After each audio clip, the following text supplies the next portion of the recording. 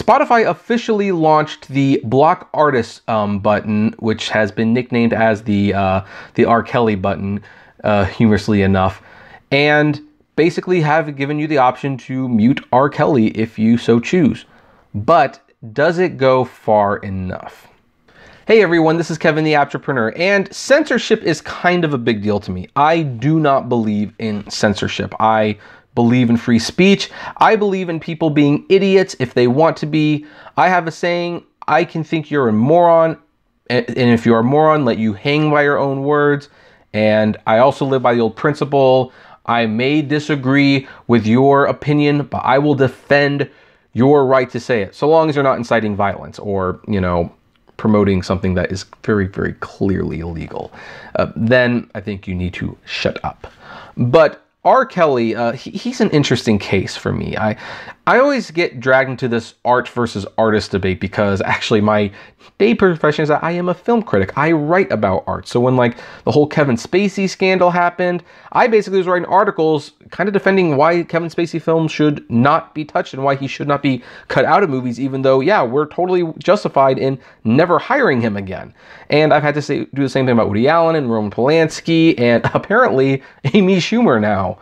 But R. Kelly is a especially difficult one for me. I did watch the 6-part miniseries, and I was very, very troubled by what I saw. And I have not really been able to listen to him since watching it. I haven't taken him off my iPod, but I haven't listened to him.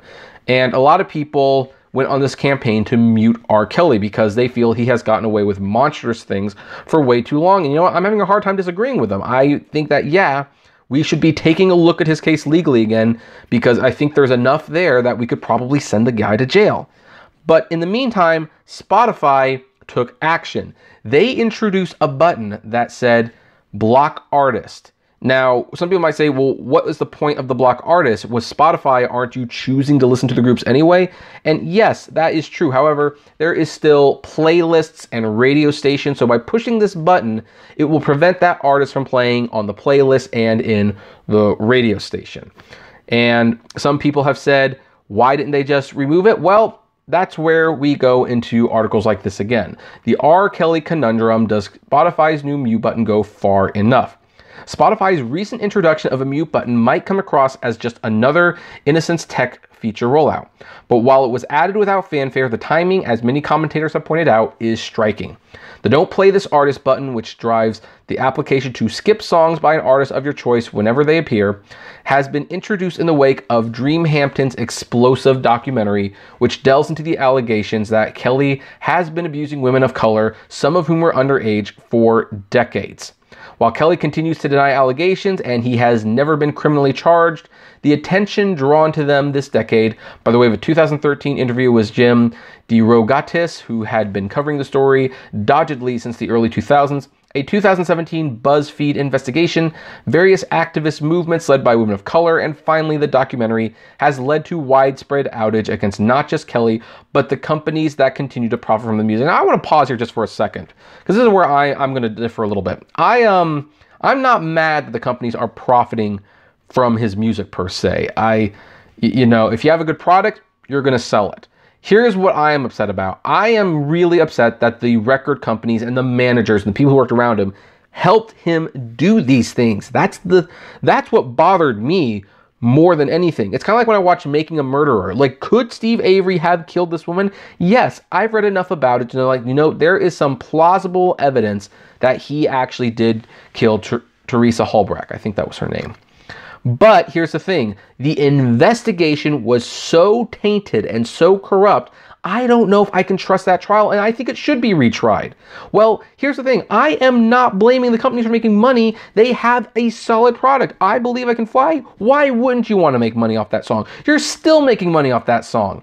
But here's the thing, I'm mad that because he was making this good product for them, they felt that justified covering this up and helping him do these horrendous things, and that's where I get very, very upset. So, no, I'm not upset that they're continuing to profit from the music. I'm upset that they helped him get away with this in the first place.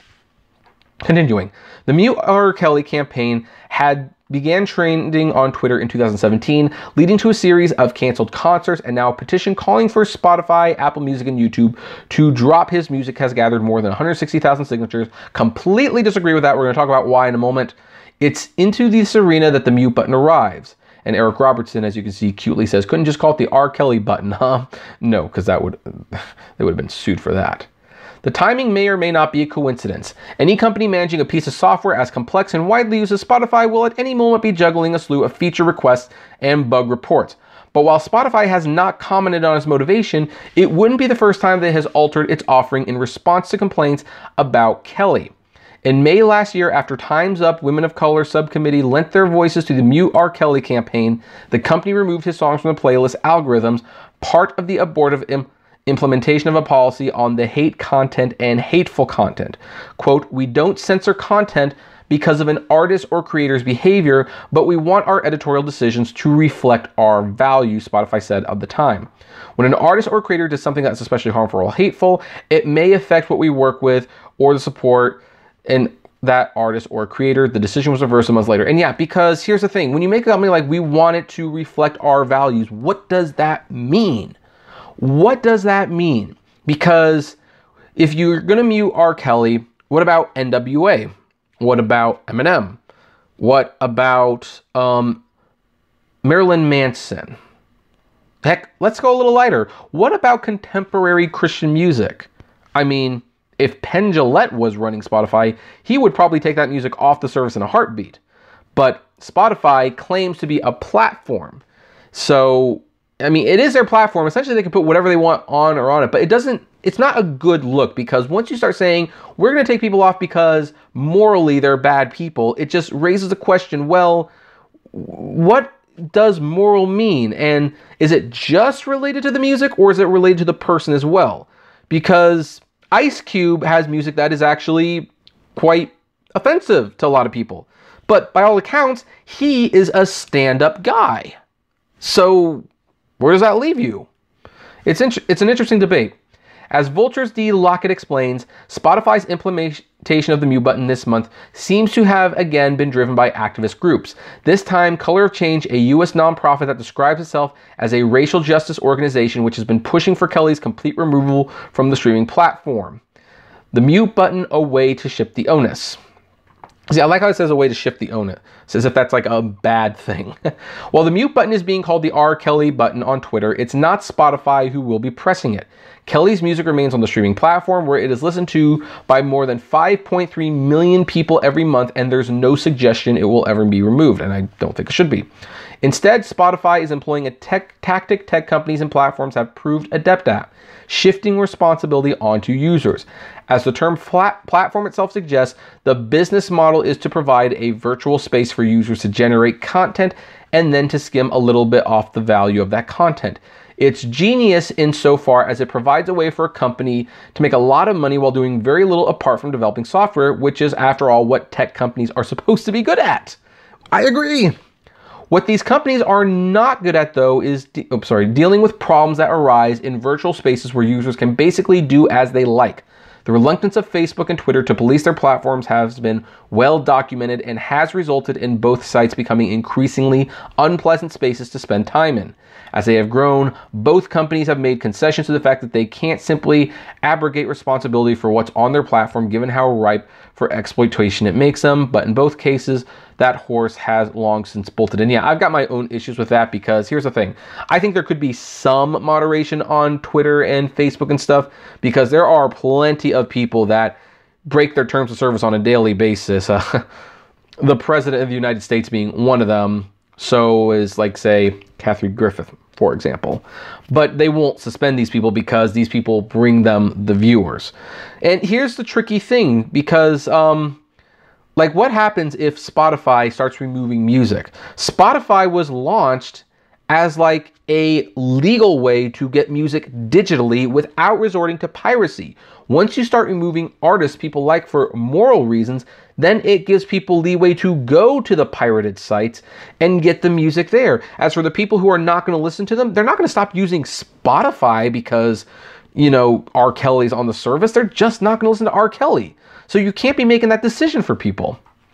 It's like Spotify doesn't have the same need for moderation as its peers. It removed direct messaging 2 years ago, but its refusal to block Kelly and other high streaming artists with allegedly violent past, such as XXX Tentacion, I don't know how to pronounce that, demonstrates another cross-platform constraint. These companies are never keen to kill their golden egg-laying geese. Oh, look, by the way, speaking of the president, Donald Trump, for instance, violates Twitter's terms of service pretty much every day, but Twitter has consistently refused to censor him. And yeah, like they even asked, like, you know, what if he tweeted out something like he recommends murdering a journalist? Jack Dorsey, the tweets out, like, that would be a violent threat. We'd certainly talk about it. But here's the key quote. Our role is not to regulate artists. The question of whether Kelly's music should be removed by Spotify ties into a debate as old as art itself. Can you separate the art from the artist? It certainly isn't easy when it comes to Kelly, whose songs and entire brand revolve around sex. At times, his lyrics seem to allude directly to his alleged behavior. This is a man who has been accused of decades worth of sexual assaults against minors and who sings a song whose lyrics include "keep it on the down low, no one has to know." Separating his hypersexual art from the allegations leveled against him is almost impossible. And someone by the name of Shelby tweeted, I have a throwback playlist on Spotify and I'm a Flirt came on, and after looking down and seeing it was R. Kelly, I literally screamed out loud. The guy gave us enough red flags and his music gross. Yeah, I would actually go a step further. Remember Aaliyah's first #1 hit, Age Ain't Nothing But a Number? Yeah, he wrote that song, and once you look at how his relationship with Aaliyah played out, oh boy, if that's not a red flag, you can't listen to that song now and not feel just a wee bit uncomfortable. Even if you believe Kelly's alleged actions justify his banishment from public life, what about artists whose cases are less open and shut? As Pitchfork's Julian Mapes asked last year, do we really want companies like Spotify to act as the arbiters of taste and decency? What exactly are the criteria for being deemed not fit for the platform? How are actual convictions weighted against repeated allegations, and is there a statute of limitations? Worth considering as well, she writes, are the racial biases that make artists of color far more vulnerable to arrests and convictions, and on it goes. When Spotify backflipped on its conduct policy, it released a statement, we don't aim to play judge and jury, our role is not to regulate artists. I agree. But clearly that's not always the case. In August last year, Spotify removed several Alex Jones podcasts for violation of hate speech guidelines. Yes. Never thought I'd be talking about Alex Jones on this podcast. Did I? I might have made a video about that, actually. Yeah, I completely disagreed with them taking Alex Jones off their sites. Now, here's the thing. I don't listen to Alex Jones because, frankly, he's an idiot. He's a funny idiot. I mean, here's the thing. If you can't watch his videos and not watch that clip and going like, they're turning the freaking frogs gay, and not laugh and think this is awesome for all the wrong reasons, then I don't know how to help you. But yeah, Alex Jones should not have been taken off, in my opinion. I don't listen to him, and I don't want to listen to him anymore. I mean, I listen to him a little for curiosity, but trust me, this shit gets old fast. And let people listen to what they will and not listen to what they will not. Its policy appears to be that it will police content but not conduct. The case of R. Kelly shows the limits of this approach, and while Spotify's response telling user you deal with it is certainly the easiest way of a complex situation, for many it's not enough. So yeah, and that's the other thing, Spotify monitoring content, because one of the things is that I remember I actually was alive during the height of the CD boom, and music was getting edgier and edgier. And there was a whole, will someone please think of the children? And what came out of that? The parental advisory sticker, where it says, parental advisory suggested explicit content. And that was their way of saying, hey, you know what? We're going to put the music we want on the CD, and we're going to warn parents that it's something their kids should not be listening to. And everyone said, yes, that's a good thing. And we seem to be stepping back from that. Heck, Spotify does have the explicit symbol next to songs that might not be appropriate for kids. But now people are saying like, well, we don't like the guys. You should take it off the platform. Whereas back then, you didn't have these options. Maybe the concern comes from that kids have access to all these apps. And if kids have access to it, they will want to look up things that are technically forbidden fruit. And so now you feel like you have to censor. Back then, if you, like, for example, if I wanted to listen to Eminem when I was a kid and my parents said no, I had to sneak it. And in fact, I'm going to be making a confession. My parents are probably going to go like, oh, wow. But I really loved Eminem growing up. And so I actually bought Eminem CDs and I ripped copies of them with the computer and I labeled them something else so that my parents didn't know I was listening to them. Now, that's pretty much the only artist I've ever done that with my parents. You know, because I typically don't like R&B and rap and all that stuff. I mean, and I didn't even listen to Eminem that often. They were way more likely to hear me listening to Dolly Parton or Barry Manilow or the Beatles. That's for certain. But that's how you had to hide it back then. But now there's no need to hide it. It's all on your phone. You can go to your room and you have access to everything you can want. And that's, I think, renewed new concerns from parents who don't want them listening to this stuff. But the solution is not to censor the artists. I think the solution is to not give your kids the product in the first place. Me and Katie, you know, we will probably be having kids in a few years because, you know, gotta have my revenge on the world. And we have discussed that they will probably not have smartphones for a very long time. They do not need access to the internet all the time. They do not need access to all the music that they want. And I actually think I will force them to buy CDs with allowance. Not because I'm old and decrepit and because I want to deprive them, because I want them to earn stuff and I want them to appreciate stuff. And I think Spotify also makes music valueless, in my opinion. But that's kind of different. So maybe that's the reason why we're going down this road. It's not a road I can get behind, personally. And I think and I don't think anyone should, personal opinion, of course, but that's where you come in. What do you folks think? Do you agree? Do you disagree? I would love to know. So comment below, like, favorite, share, subscribe. If you enjoy my videos, consider becoming a Patreon member. It's totally optional, of course, but even as little as $1 a month goes a long way to helping the channel run smoothly. And as always, flame responsibly. Have a good one.